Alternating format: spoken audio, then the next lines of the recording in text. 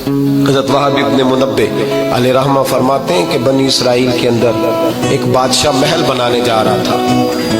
محل آج بھی جس آدمی کی سوسائٹی کے اندر 2-4 کلے 2-4 ایکڑ کسی غریب کے آ جائیں وہ یا تو اسے دھمکاتا ہے یا بلیک میل کرتا ہے, کچھ نہ ہو سکے تو پھر قتل ہی کرا دیتا ہے معاذاللہ. اور یہ خبریں عام ہمیں سننے پڑھنے اور دیکھنے کو ملتی ہیں. بادشاہ محل بنانے جا رہا تھا. ایک غریب بی بی رہتی تھی, اس کی جھونپڑی بادشاہ کے محل کے نقشے میں آتی. بادشاہ نے کہا بی بی منہ مانگی قیمت لے لو, خالی کر دو یہ مکان. بزرگوں کو اپنے جھونپڑیوں سے بڑی دلچسپی ہوتی ہے. بچے سوسائٹیوں میں چلے جاتے ہیں, ابا جی کہتے ہیں مجھے گاؤں میں رہنے دیں, میرا یہی دل لگتا ہے, مجھے اس گھر سے دلچسپی ہو گئی. اماں کہنے لگی بادشاہ میں یہاں بیاہ کے آئی تھی, خامد انتقال کر گیا, اولاد اللہ نے دی نہیں, میں پکا ہوا پھالوں, گر جاؤں گی تو تیرا ہی ہے, لیکن مجھے اس آشیانے میں رہنے دے. یہ گھونسلہ میں نے تنکا کر کے بنایا, مجھے رہنے دے, نہ مجھے نکال. کہنے لگا میرا نقشہ خراب ہوتا ہے. بی بی سارا دن مکان میں بیٹھی رہتی کہ میری جھونپڑی ٹوٹ نہ جائے. ظالم کی نظر میں آ گئی ہے کہیں میرا یہ آرزوؤں کا محل چکنا چور نہ ہو جائے. سارا دن ڈیوٹی کرتی. بادشاہ نے بھی 2-4 سپاہی کھڑے کر دیے, جب گھر سے نکلے تو بلڈوز کر دینا, مکان کو گرا دینا. وہ خاتون کتنی دن بندہ بیٹھ سکتا ہے.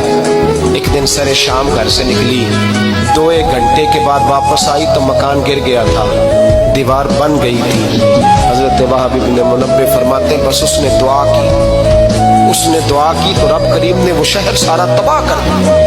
اس بی بی نے 2 جملے کہے تو الٹ پلٹ دیا وہ سارا شہر. میرے نبی کریم علیہ السلام نے فرمایا جب مظلوم کے ہاتھ دعا کے لیے اٹھتے ہیں تو عرش کا مالک آسمان سے کہتا ہے کھول دے سارے دروازے, اس کے بیچ کوئی پردہ نہیں رہنا چاہیے, آنے دے. مظلوم ہے, اس پر ظلم ہوا ہے.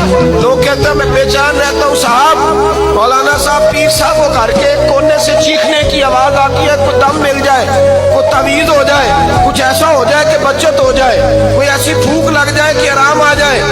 تو میں کہتا ہوں بھائی اگر بڑے دم کرانے سے بھی فرق نہیں پڑا, اگر بڑے تعویذ لینے سے بھی چیخیں بند نہیں ہوئی, تو ذرا ٹٹول کے دیکھ لو کہیں کسی یتیم کی آہیں ہی نہ دفن ہو وہاں, کہیں کسی غریب کا گوشت تو نہیں دبا لیا, کہیں کسی کو لوٹ کے تو دیوار نہیں بنا لی, کہیں کسی کا مکان پہ قبضہ کر کے تو نہیں بنایا. اگر لوٹ اور حرام کا مال ہو تو پھر چیخیں بند نہیں ہوتی, پھر سکون سے سویا نہیں جاتا, پھر وہاں آرام کی نیند نہیں آتی. حضرت وہب ابن منبہ فرماتے بی بی آئی اور آ کر کے اس نے جب دیکھا میرا گھر ٹوٹ گیا ہے, محل ٹوٹ گیا ہے, حالات بدل گئے ہیں, تو خاتون آتی ہے اور میرے بھائی دعا کی تو اس نے انداز ہی بدل کے رکھ دیے. مکان سے نکلی تو مکان ٹوٹ گیا, اور فرماتے واپس آئی تو ہاتھ پھیلا کے پتہ کیا کہتی ہے, کہتی اے اللہ میں تو موجود نہیں تھی, بتا تو کہاں گیا تھا. تو بھی موجود نہیں تھا, میں تو نہیں تھی, پر تو کہاں تھا. بس رب کریم نے حضرت جبریل کو حکم دیا, فرمایا یہ بستی الٹ دو, ساری تباہ کر دو, یہ لوگ نہیں رہنے چاہیے, جو ظلم تو سہتے ہیں بغاوت نہیں کرتے, نہیں رہنے چاہیے. صاحب طبقات کہتے ہیں محبوب پاک نے فرمایا بھائی کسی شخص کو میری طرف سے کوئی تکلیف پہنچی ہو تو بدلہ لے سکتا ہے, کسی کو تکلیف پہنچی, سیاپا پھوٹ کے رونے لگے, محبوبہ کرم ہی کرم ہوا ہے, رحمت ہی رحمت آئی.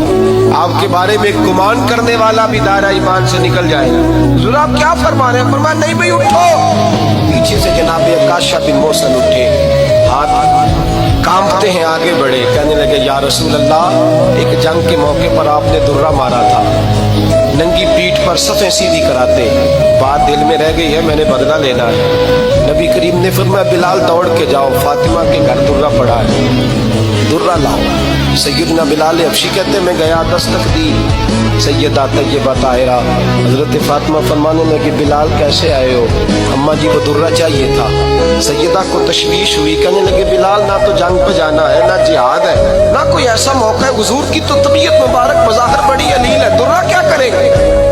حضرت بلال عرض کرنے لگے اماں جی ایک صحابی بدلہ لینے لگے ہیں, صاحب طبقات نے جملے لکھے ہیں, کہتے ہیں بی بی صاحبہ نے درہ بھی دیا اور امام حسن حسین کو بھی باہر نکالا. फरमाने लगी अकाशा से कहना 100 दुर्रे मारे इन 2 शहजादों के जिस्म पर नबी पाक के करीब न जाए। मैंने 2 बच्चे पैदा ही अपने महबूब पर कुर्बान करने के लिए किए, इनको ले जा। हजरत बिलाल कहते मैं 2 शहजादे लेके आया और जब दरवाजे में मैं लेके पहुंचा तो नबी पाक ने देखा तो आंखों में आंसू आ गए। फरमाया इनको बिठा दो, मुझे पता है फातिमा ने क्या कह के भेजा है। हजरत सैयदना बिलाल फरमाते हैं दुर्रा मैंने जनाब अकाशा को दिया। हजरत अकाशा दुर्रा लेके आगे जो बढ़े तो हजरत अबू बकर सिद्दीक ने उनके पैरों पे हाथ रखा। फरमाया अकाशा मेरी तरफ आ या, मुझे मार दुर्रे, नबी पाक के करीब ना जा। मुस्तफा करीम ने फरमाया अबू बकर तू हट जा, इसे आने दे। फरमाते मैं चंद कदम आगे गया तो मौला अली शेर खुदा ने मेरे पैर पे हाथ रखा। कहने लगे अकाशा सोच तो सही तो क्या कर रहा है। हुजूर ने फरमाया अली हट जाओ, मेरा और उनका मामला है। जनाब अकाशा आगे बढ़ रहे। नबी करीम ने फरमाया मैं अपनी उम्मत को दर्श देना चाहता हूँ, खबरदार खबरदार जिंदगी में तुम्हारे हाथ से जुबान से किसी को तकलीफ ना पहुंचने पाए। खबरदार याद रखना वो माशरे बिगड़ जाते हैं, वो माशरे तबाह कर दिए जाते हैं जहाँ जुल्म होता है, जहाँ ज्यादती होती है, जहाँ लोगों को सताया जाता है। महबूब करीम के करीब आए हजरत अकाशा। हुजूर मेरी पीठ नंगी थी, आप भी जरा कपड़ा हटाइए। नबी करीम ने पीठ से कपड़ा हटाया। जनाब अकाशा ने दुर्रा जो उठाया तो सहाबा की चीखें निकली। हजरत अकाशा ने दुर्रा दूर फेंका। हुजूर के बतने अतहर से लिपट गए, चूमने लगे, कहने लगे हुजूर वो तो सबे सीधी कराते लग गया था, आपने कहाँ मारा था। या रसूल अल्लाह मैं तो बहाना बना रहा था कि जाती दफा मुझे वजूद चूमने का मौका नसीब हो जाए, मुझे ये मौका नसीब हो जाए। मेरे हबीब ने फरमाया जिसने जन्नती देखना हो मेरे अकाशा की ज़ियारत कर ले।